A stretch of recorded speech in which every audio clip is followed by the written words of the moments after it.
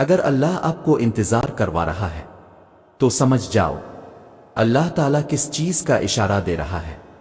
سنو، جب منزل تک پہنچنے کی تمام راہیں بند نظر آئیں تب بھی یاد رکھنا کہ ایک راہ ایسی ہے جو اب بھی تمہارے لیے کھلی ہے۔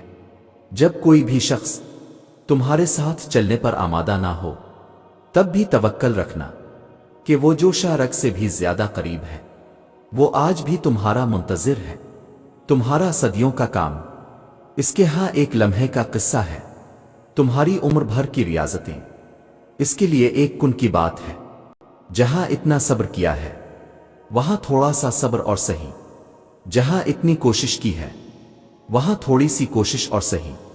وہ اگر دل نہیں بدل رہا تو یقین رکھو کہ وہ تمہارا نصیب بدلنے پر راضی ہے، اور جب وہ راضی ہوتا ہے تو کسی کی کیا جرأت جو اس کے راستے میں رکاوٹ بنے۔ اور یاد رکھو وہ تم پر سارے دروازے بند نہیں کرتا، اگر وہ تمہارے روبرو موجود دروازہ بند کرتا ہے تو وہ تمہارے پہلو میں موجود دروازے کو ہمیشہ کھلا رکھتا ہے، بس تم دیکھ نہیں پاتے۔ جہاں تمہارے سوچے ہوئے تمام ذریعے ناکام ہو جاتے ہیں وہاں پھر اللہ کے منتخب کردہ ذریعے تمہارے لیے معجزہ بنتے ہیں۔ جب زندگی تمہیں بے ترتیب کر کے رکھ دیتی ہے تب اللہ خود تمہیں دعاؤں کو ترتیب دینے کا ہنر سکھا دیتا ہے۔ تو پھر ان راستوں پر مت گھبراؤ جو تمہاری چاہت کے مطابق نہیں ہے، بلکہ ان منزلوں کا انتظار کرو جن تک یہ راستے تمہیں لے جا رہے ہیں، جو تمہاری رضا کے عین مطابق ہیں۔ بس تمہیں یقین رکھنا ہے کہ جو اس سے مانگ لیا جائے وہ مل کر رہتا ہے، پھر وہ تمہیں وہاں سے دے گا کہ تمہاری دعائیں بھی حیران ہو جائیں گی۔ سنو، تم جتنی دفعہ دعا مانگتے ہو اللہ اتنی دفعہ تمہیں تمہاری دعاؤں کے جواب دیتا ہے۔ تم یہاں ایک قطرے کے لیے رو رہے ہو جبکہ تمہارا رب تو تمہیں 7 سمندر عطا کرنے پر بھی قدرت رکھتا ہے۔ تمہارا کام بس دعا کرنا ہے، عطا کی تدبیریں وہ خود بناتا ہے۔ انسان یقین رکھے تو کیا کچھ نہیں ہو سکتا۔ جب ہم اللہ کی رضا پہ سر جھکا لیتے ہیں اور معاملات اللہ کے حوالے کر دیتے ہیں تو اللہ بھی پھر تو ہمیں وہ چیز دے دیتا ہے، پھر ہمارے دل کو ہمارے نصیب پہ راضی کر دیتا ہے۔ جب ہم زخم اس کے ہاتھ میں تھما دیتے ہیں تب وہ مرہم کا وسیلہ بھی بھیج دیتا ہے۔ جب ہم صبر کر لیتے ہیں تب وہ ہمیں اس صبر کا صلہ معجزوں کی صورت میں دیتا ہے۔ اللہ تمہیں یہاں تک اس لیے نہیں لایا تاکہ تم مایوس ہو کر ہمت ہار جاؤ۔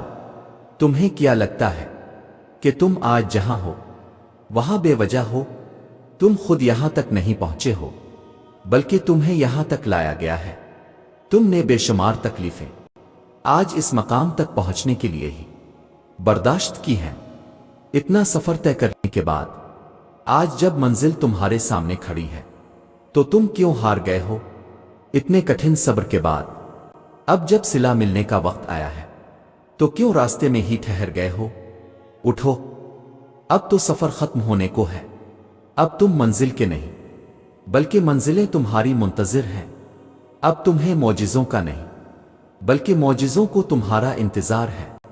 اب کن تمہاری ایک آخری دعا کا اردے باندھے ہوئے ہے کہ یہاں تم مانگو اور وہاں تمہیں منہ سے نکلی پہلی فریاد پر نواز دیا جائے۔ اب صبر کے زمانے گزر گئے، اب صلے کا وقت ہے۔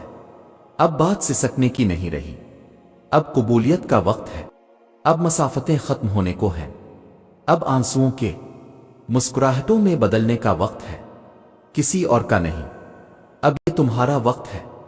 ہزاروں مایوس لوگوں میں سے اگر اس نے تمہیں دعا کی توفیق دی ہے تو پھر وہ کیسے تمہاری دعا رد کر سکتا ہے؟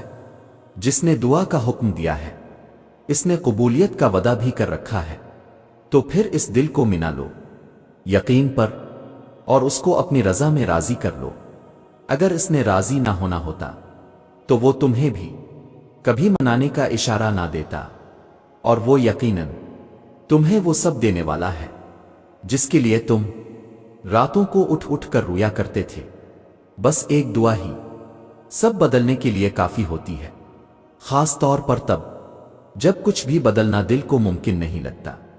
اللہ تم سے بہت محبت کرتا ہے، وہ تمہیں ہر اس لمحے میں سنتا ہے جب تمہیں خود بھی تمہاری آواز سنائی نہیں دیتی۔ تم اسے دیکھ نہیں سکتے مگر وہ تمہیں دیکھ سکتا ہے۔ وہ جانتا ہے تمہیں پریشانی ہے، وہ جانتا ہے تمہارے کرب کو، تو پھر تم اس کے سننے پہ شک کیوں کرتے ہو؟ کیوں دل میں یہ وسوسے لاتے ہو کہ اللہ تمہیں دیکھ نہیں رہا؟ جو چیز تمہیں اللہ کے سوا کوئی نہیں دے سکتا، اسے انسان سے کیوں مانگتے ہو؟ جس یقین کا حقدار اللہ کے سوا کوئی نہیں ہے، وہ یقین انسان پہ کیوں رکھتے ہو؟ جس محبت کا حقدار صرف اللہ ہے، وہ محبت انسان کو دے کر پھر نصیب سے شکو کیوں کرتے ہو؟ تم اللہ کو راضی کرنا سیکھو، باقی سارے خود ہی پھر راضی ہو جاتے ہیں۔ کبھی اس کے علاوہ کسی سے کچھ مت مانگو، اور نہ کسی سے کسی بھی چیز کی امید رکھو، پھر چاہے وہ ہمدردی ہو محبت۔ انسان بھیک میں بھی ذلت کے سوا کچھ نہیں دیتا، بادشاہ تو بس خدا ہی ہے، معجزوں کا بھی عطا کا بھی۔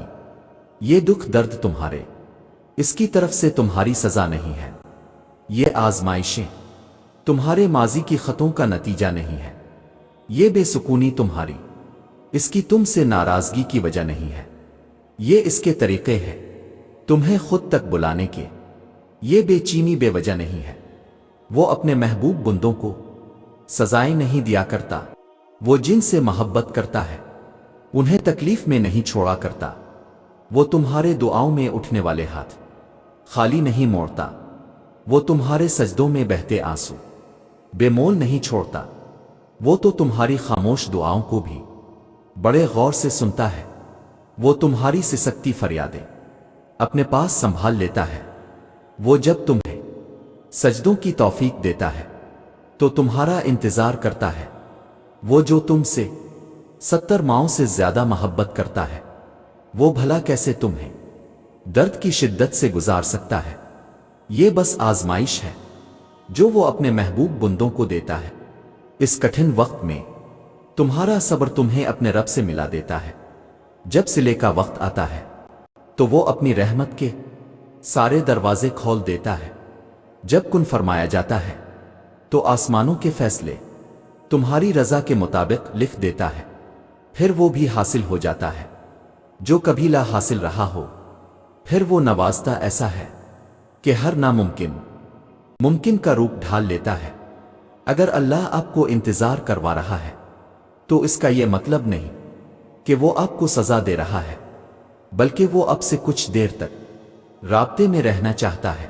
وہ چاہتا ہے کہ آپ مزید دعائیں کریں، وہ چاہتا ہے کہ آپ اس سے بات کریں، وہ آپ کی آواز بار بار سننا چاہتا ہے، اس لیے وہ آپ کو وہ چیز نہیں دے رہا ہے، اور اسی وجہ سے وہ اس چیز کا خیال آپ کے دل و دماغ سے نہیں نکال رہا ہے۔